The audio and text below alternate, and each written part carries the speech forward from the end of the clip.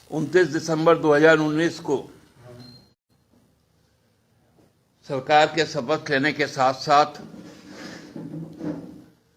फरवरी माह के दिनों के यदि 2 फेज को देख ले हम लोग, 20 का और 21 का, तो लगभग 455 दिन या तो लॉकडाउन में कटे या विभिन्न तरह के कड़े प्रतिबंधों में कटे। शेष 640 दिनों में भी 4 उपचुनाव हुए। उस पर भी आप यदि देखेंगे तो 80 दिन हमारे चुनाव आचार संहिता में कटे। कुल मिलाकर हम देखें तो ये 500 के लगभग कार्य करने को मौका मिलना, मतलब 1100 दिनों में मात्र आधे समय में हेमंत सोरेन की सरकार ने इस राज्य के साथ जो कमिटमेंट के साथ आने का काम किया था, उन कमिटमेंटों पर काम करना शुरू किया। और कई ऐसे, चाहे आप उसे बेंचमार्क कहें, लैंडमार्क कहें या मानक कहें, जो हम लोगों ने यहां पर आम लोगों के सहयोग से उसको करने में सफल हो गए। कोरोना काल की विविध स्थिति से जिस प्रकार राज्य ने अपने आप को उबारा, न केवल जीवन रक्षा के साथ साथ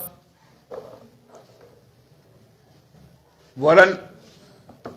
जो प्रवासी हमारे साथी लोग थे उनको घर वापसी करवाकर उस भीषण दौर में मनरेगा और कई तरह के योजनाएं चलाकर रोजगार देने के साथ साथ जो एहतियातन व्यवस्थाएं की गई नागरिक जीवन को सुलभ बनाने के लिए, वो तमाम चीजें की गई। साथ साथ कई समस्याएं जो रघुवर सरकार ने इस राज्य को, या यूं कहें कि पूर्ववर्ती सरकारों ने भाजपा की इस राज्य को जो विरासत में समस्या देकर हमें भेजने का काम किया, उसका भी हम लोगों ने मुकाबला किया। चाहे वो पारा शिक्षक का मामला हो, हमारी सैया बहनों की मामला हो, पुलिस के हमारे जो वीर जवान हैं, जो सिपाही हैं, छोटे अधिकारी हैं, उनके सीएलपी का मामला हो, संपूर्ण राज्य में सर्वजन पेंशन योजना की बात हो, 2004 से जो बंद थी ओल्ड पेंशन्स के, उसके दायरे में, ओल्ड पेंशन स्कीम के दायरे में सभी सरकारी कर्मचारियों को लाने की बात हो,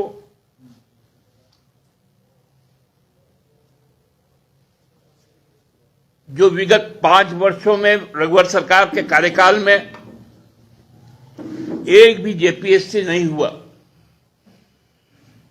वहां एक साथ 7 से 10वीं जेपीएससी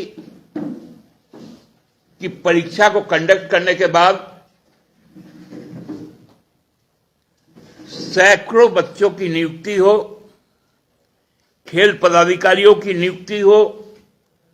स्वास्थ्य कर्मियों की नियुक्ति हो,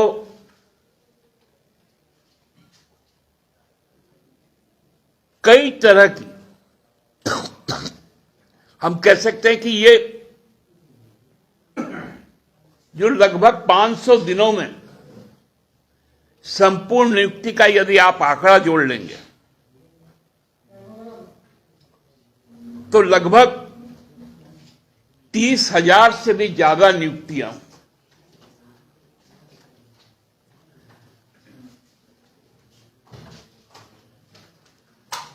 23 वर्षों के बाद 413 कृषि पदाधिकारियों की नियुक्ति हेमंत सोरेन की सरकार में।